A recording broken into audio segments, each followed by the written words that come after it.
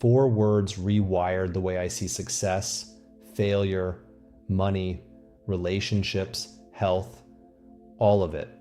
4 words that, once you actually understand them, you can't unsee. And they'll either set you free or make you deeply uncomfortable, probably both. As within, so without. There's an ancient hermetic text. Some people say it's 1,000 years old because the origins are really difficult to pinpoint. The authors are allegedly people called the 5 Initiates. And in this manuscript, which is maybe 30 pages, the core message is this one idea.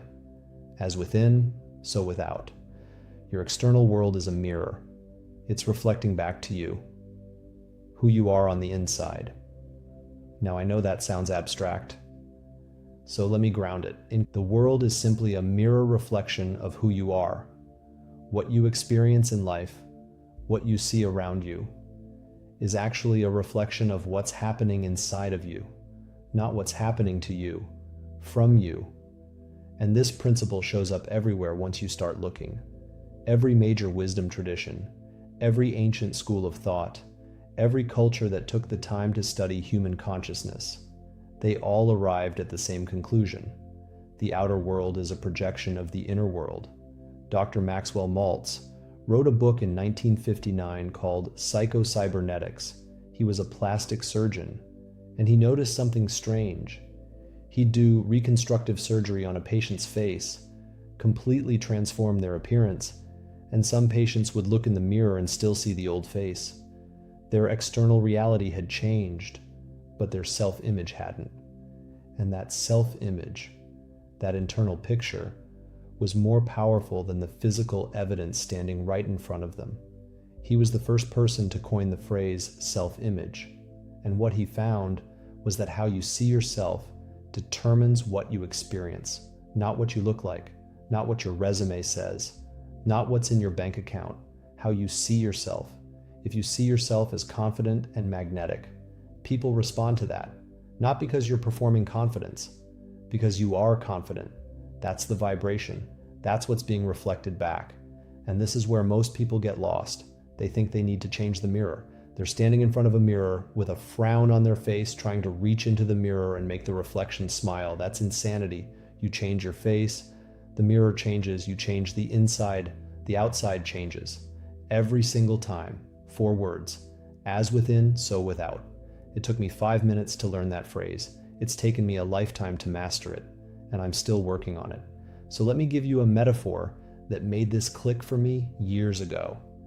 Think about the old film projectors. There's a light source in the back. That light beams forward onto a screen. If there's no film in front of the light, you just get a blank white screen. Nothing.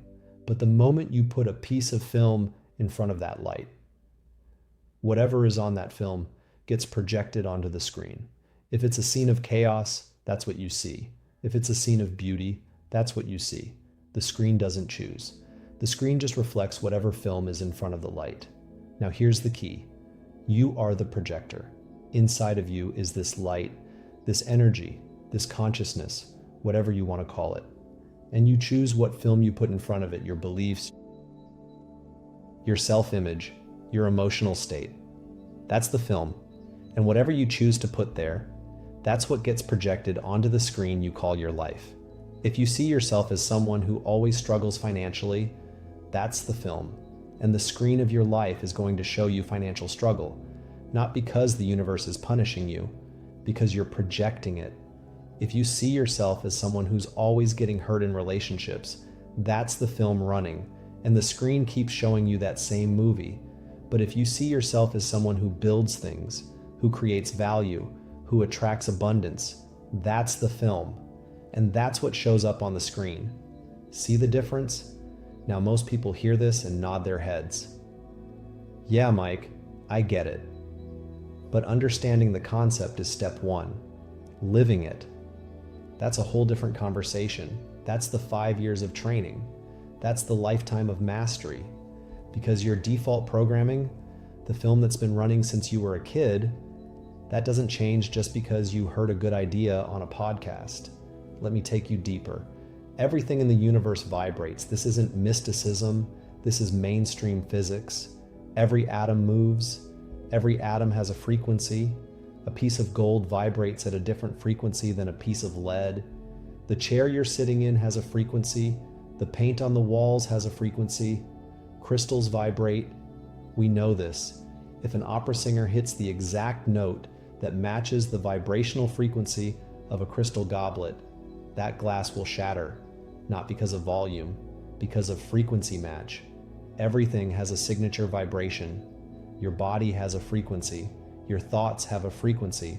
Quick educational insert here because this is important.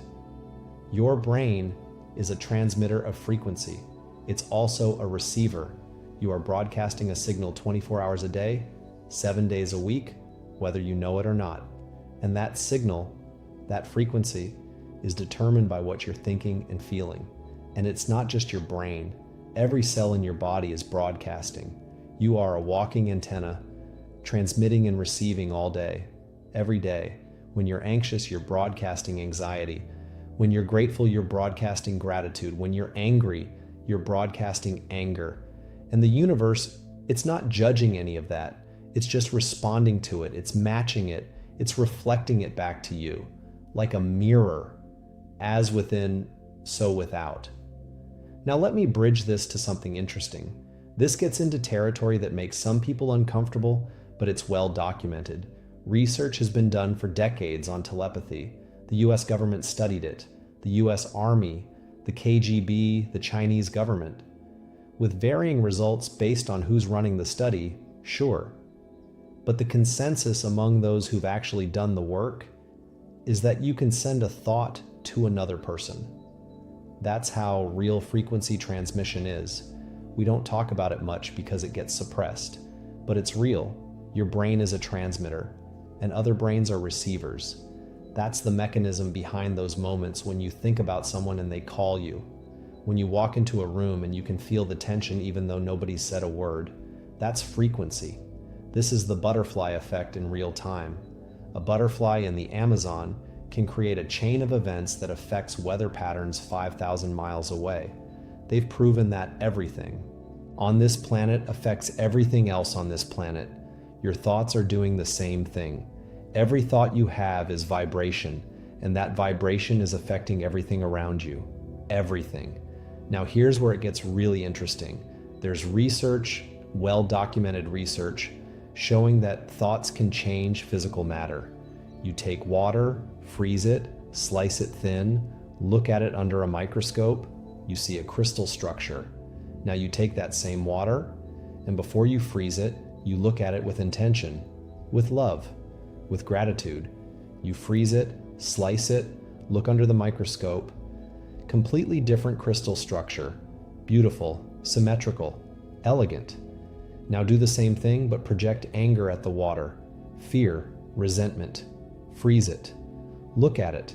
The crystal structure is distorted, chaotic, fragmented. Same water, different intention, different physical result. Let that sink in for a second. You are 70% water. If a thought can change the molecular structure of water sitting in a glass, what do you think your thoughts are doing to your own body? To the people around you? When someone sends you love, genuinely sends you that feeling, they're literally affecting 70% of your physical composition. When someone sends you hate, same thing. Your thoughts, your feelings, your emotions, they are not abstract. They are physical forces that affect physical matter. This is why, as within, so without, isn't just philosophy. It's physics. So the question becomes, what are you broadcasting? What frequency are you putting out into the world right now? Right this second? If there's one phrase I could put on your wall, one thing I'd want you to see every single morning when you open your eyes, it would be this: feel good now. Not feel good when you get the promotion. Not feel good when you hit 6 figures. Not feel good when the relationship improves. Not feel good when. Just feel good now. Because the better you feel in this moment, the higher the frequency you're broadcasting. And that higher frequency is what creates the reality you actually want. Most people have this completely backwards. They think the circumstances need to change first so they can feel good. Once I make more money, I'll feel abundant. Once I find the right person, I'll feel loved. Once my business takes off, I'll feel successful. That's like standing in front of a cold fireplace saying, "Give me heat and then I'll add the wood." It doesn't work that way. You add the wood first. You feel it first. Then the circumstances shift to match. As within, so without. Earl Nightingale recorded an LP album in the 1960s called The Strangest Secret. And the strangest secret he discovered was this: you become what you think about most of the time. Simple, profound. I remember hearing that and laughing. I said, if that's true, I'd be a girl, because that's all I thought about when I was younger. But here's the distinction that changes everything. You become what you think about and feel about most of the time. The thought alone isn't enough. You can repeat affirmations all day long. I am wealthy, I am wealthy, I am wealthy. But if you feel broke while you're saying it, the feeling wins. Every time. The feeling is the frequency. The feeling is the broadcast. When the thought and the feeling align, that's when the projection changes. That's when the screen of your life starts showing something different. Thoughts are things. That's not a metaphor. That's literal. Now I want to take this even further, because this is the part most people resist. This is where I lose some folks, and that's okay. But don't check out on me yet. If the world really is a mirror, if everything is happening from you and not to you, then you've created everything in your life. Everything. The wins, the losses, the beautiful moments, the painful ones, all of it. There's a concept called pan-determinism. Complete determinism over everything in your life. Very few people can get to this level of mastery. And I'll be honest with you, it's the hardest thing I've ever worked on, by far.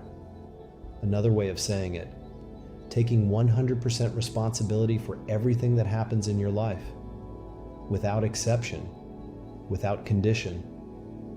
Now I can feel you pushing back already. And that's okay, because this is where everyone pushes back. I did too. You're thinking, how am I responsible when I'm driving down the road, minding my own business, and some drunk driver blows through a red light and hits me? How did I create that? Been there, right? We all have. And the honest answer is, I don't know how you created it. Not in that moment, and you might not either. But the principle says you did, and here's what matters. You don't have to understand the mechanism right away. You just have to be open to the possibility. Because here's what happens when you shut it down. When you say, that wasn't my fault. That drunk driver went through the red light. I didn't do anything wrong. You've closed the door. You've stopped the inquiry. And you stay exactly where you are. No growth, no expansion, no deeper understanding. But when you stay open, when you say, okay, I don't understand how I created this, but I'm willing to explore it, something shifts. Channels open. Connections appear that you couldn't see before. You start to see patterns, not from the last week or the last month, but across years, across your entire life. And then it starts to make sense, not all at once, but gradually, and then suddenly. And then something profound happens. You stop seeing the universe as something that does things to you, and you start seeing it as something that does things for you. Every experience, even the painful ones, they were for your growth, for your evolution, for your expansion. When that realization actually lands, not intellectually, but in your bones, there's this moment, this explosion of clarity. Your heart opens. There's this deep calm, this peace, and this certainty, not confidence, certainty, that everything is exactly as it should be, and everything is going to be fine right now, not eventually, right now. You have this peace at your deepest core that surpasses all human understanding and comprehension. And I'm not being dramatic when I say that. I've experienced it, and I've watched other people experience it. it changes everything between the ears, and then it changes everything outside of them. Now here's the part that surprises people. When you truly integrate this, when as within, so without isn't just something you understand, but something you live and breathe, it doesn't make you feel powerful. That's what everyone expects. They think mastering this gives you this incredible sense of control, this ability to bend reality to your will, to finally get everything you want. No, the exact opposite happens. It gives you humility. It gives you peace, serenity, not control, because you actually lose the wanting and needing of control. You lose the need for power. You lose the need to create something. You lose that need to change conditions, because you realize you don't have to change anything. What you have is what you've created, and you're in the moment, present, feeling good, connected to something much bigger than yourself, connected to the universe itself, connected to everyone and everything in it. And that connection isn't a feeling of, I can now create a beautiful life. It's a knowing that you already have one, that you're already experiencing one, regardless of what it looks like to anyone else. That's oneness. That's the real destination. Not power, not control, not the ability to manifest a Lamborghini. Peace, humility, gratitude, presence. So where do you start? You start with this, right now, today. You pay attention to how you feel.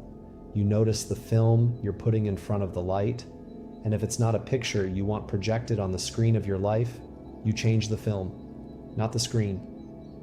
The film. Work on becoming a better you. That's the whole game. Don't try to change anybody else. If you see someone in your life and you think they need to change, stop. Change yourself. Whatever you're experiencing out there, it started in here. If you're having a problem with somebody, it's about you. If you're having a problem at work, it's about you, not your boss. You change on the inside, and the outside changes. Jesus said, "The kingdom of God is within us." Every wisdom tradition points in the same direction, inward, not outward. But we keep looking out. We keep trying to rearrange the furniture in the mirror instead of rearranging ourselves. So stop looking out, start looking in. As within, so without. 5 minutes to learn, a lifetime to master.